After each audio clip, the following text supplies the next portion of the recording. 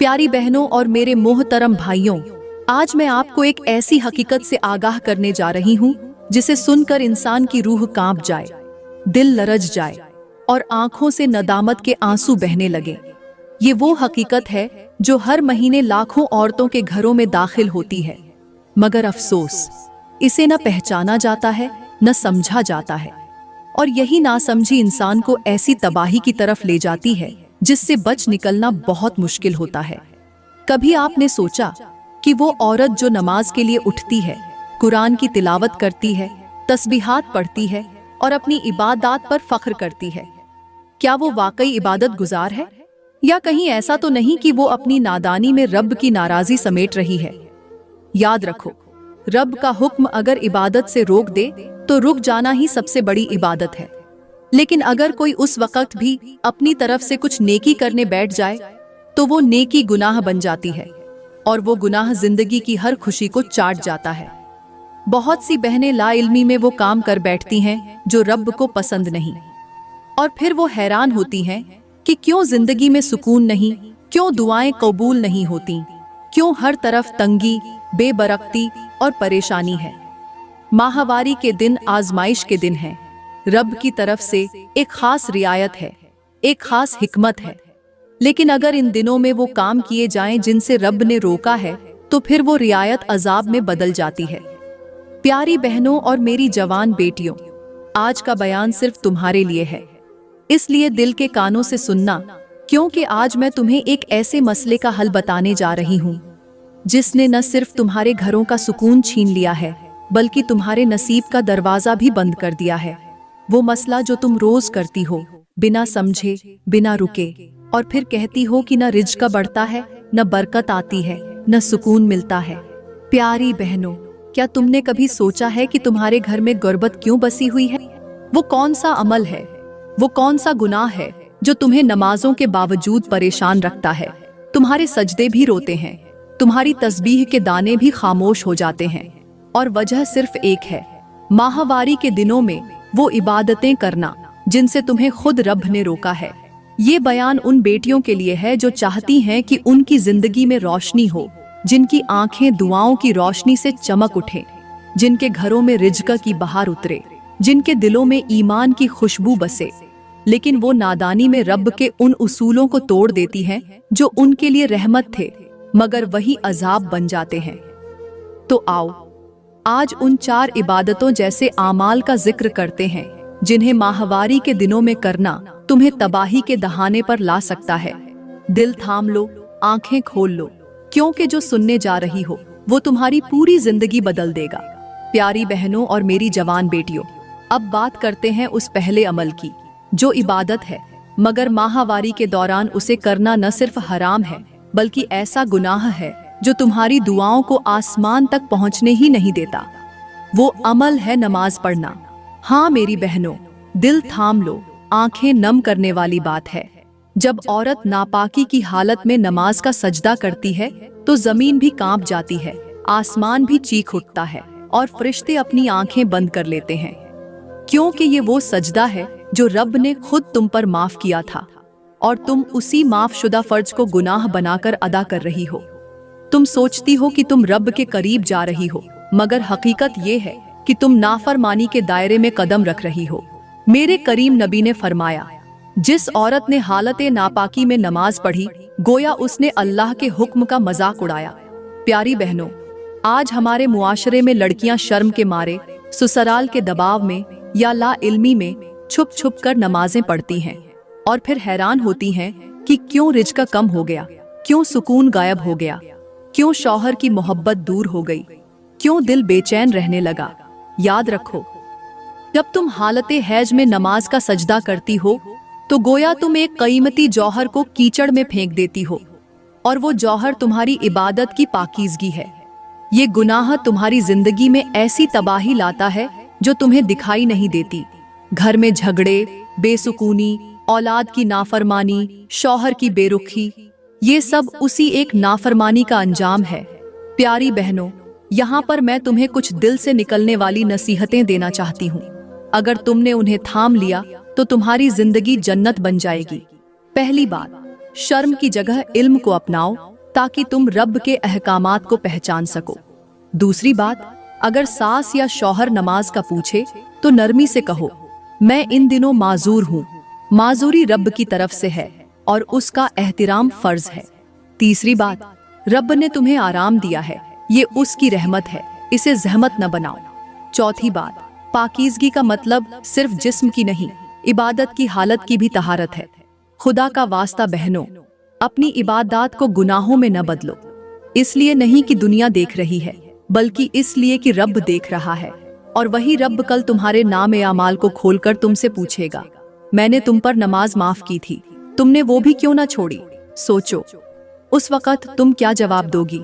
प्यारी बहनों और मेरे मोहतरम भाइयों, एक सबक आमोज कहानी सुनने को तैयार हो जाओ, क्योंकि अब जो मैं तुम्हें सुनाने जा रही हूँ वो न सिर्फ अक्ल को चौंका देगी, बल्कि दिल को एक लम्हे में हिलाकर रख देगी। एक सुनसान जंगल था, जहाँ न कोई इंसान, न कोई चरिंद और न ही परिंद था। सिर्फ सन्नाटा, टूटी हुई कब्रें, झाड़ियों में उलझी हुई तस्बीहें और एक पुराना कुआं। उस कुएं के पास एक बूढ़ी औरत रोज आती थी, हाथ में टूटी हुई छड़ी, कंधों पर एक पुराना रुमाल और नजरें हमेशा नीचे। लोग उसे पागल समझते थे, कहते थे ये औरत कुछ होश में नहीं रहती, कब्रिस्तानों में जाके रो रो के कुरान पढ़ती है और कुएं में पानी डालकर खुद बातें करती है। मगर हकीकत कुछ और थी।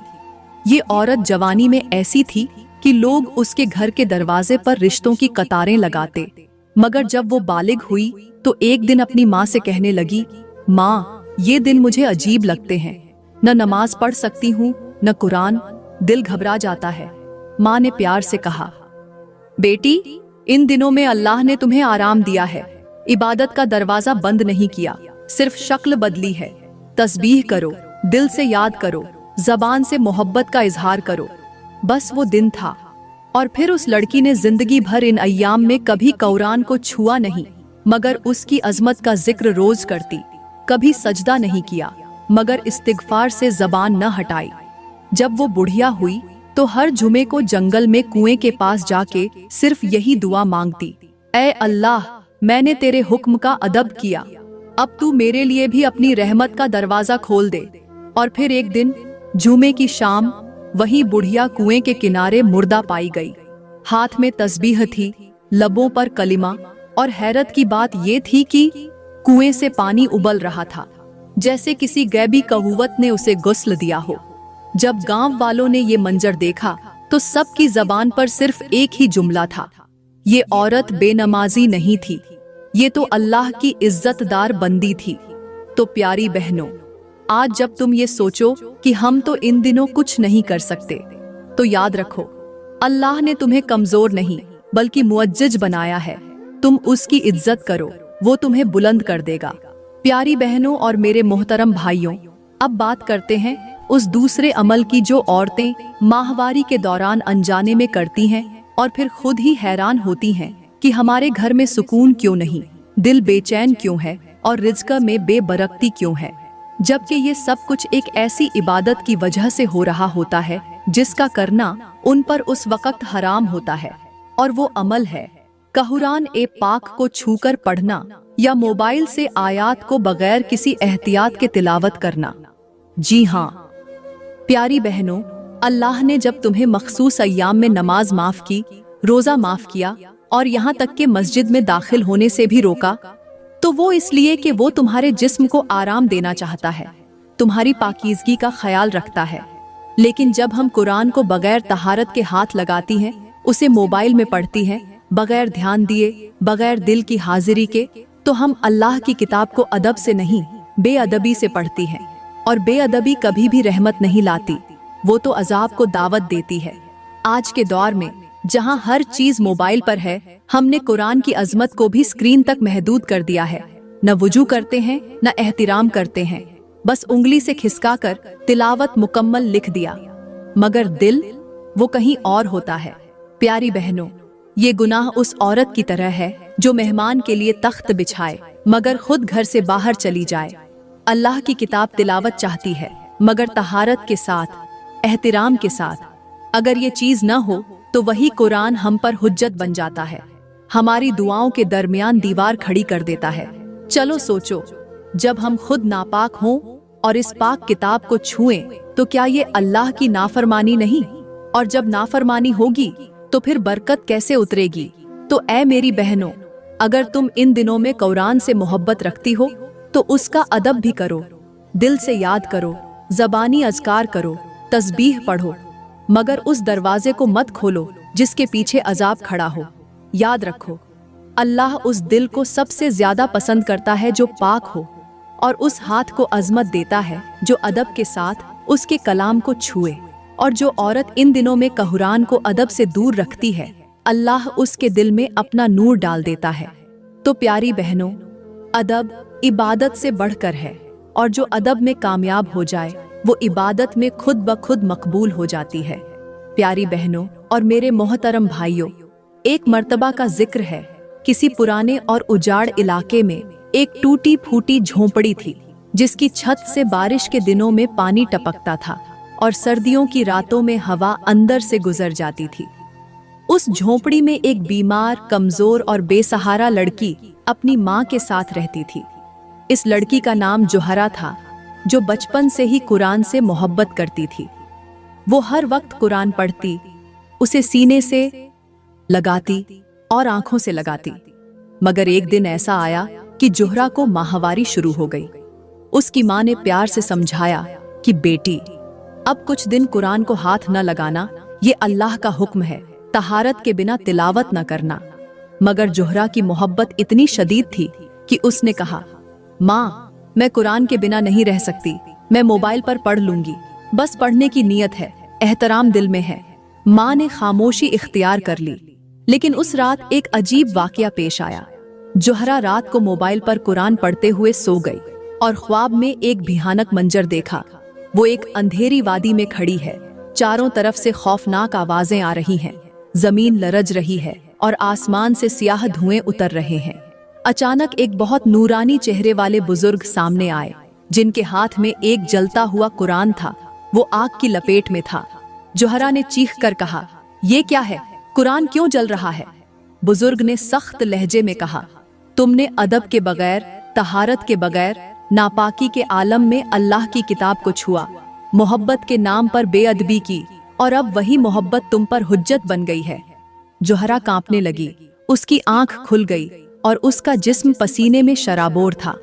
उस दिन के बाद जोहरा ने हमेशा कुरान को अदब के साथ पढ़ा, और जब भी इन दिनों में होती, दिल से दुआएं पढ़ती, अज़कार करती, मगर कुरान को अदब से रखा। ये हिकायत हमें ये सिखाती है कि मोहब्बत तभी मुअत्तबर होती है जब उसमें एहतराम हो। बेअदबी चाहे इश्क में हो या इबादत में, अल्लाह को कभी कबूल नहीं। याद रखो, जो दिल कुरान से मोहब्बत करता है वही दिल सबसे ज्यादा अदब का मोहताज होता है, और जो कुरान की हुर्मत का लिहाज रखे, अल्लाह उसकी जिंदगी को हुर्मत से भर देता है।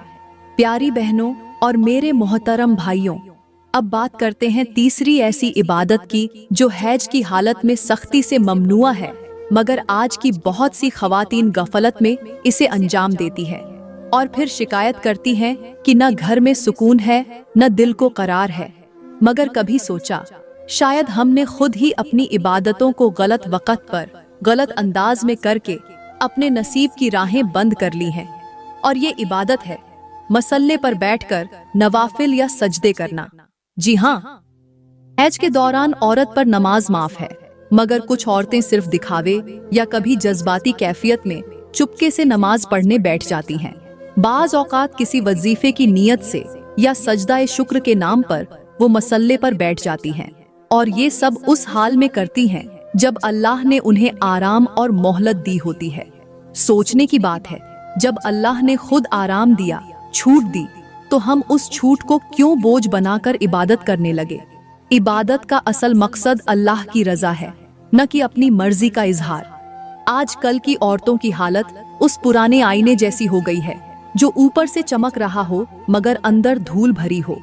वो सजदा भी करती हैं मगर पाकीज़गी के बिना, वो हाथ भी उठाती हैं मगर उन पर शरई आलूदगी लगी होती है, और फिर शिकायत करती हैं कि दुआएं क्यों नहीं कबूल होती, ख्वाब क्यों डरावने होते हैं और रिज्क क्यों रुका रहता है। प्यारी बहनों, अल्लाह की नाफरमानी, चाहे ला इल्मी में हो या जज्बात में, असर जरूर छोड़ती है। हैज के दिनों में सजदा करना ऐसा ही है जैसे किसी खुश्क दरख्त में पानी डालना, न वो हरा होगा न फल देगा। अल्लाह की रजा उसके हुक्म में छुपी है और उसका हुक्म है, माहवारी में नमाज न पढ़ो, सजदा न करो, मसल्ले पर जरूर बैठो, लेकिन सिर्फ इसलिए कि बाद में नमाज की आदत बनी रहे। जो औरत इस अदब को नहीं मानती वो इबादत के नाम पर नाफरमानी कर रही होती है, और नाफरमानी कभी सुकून नहीं देती।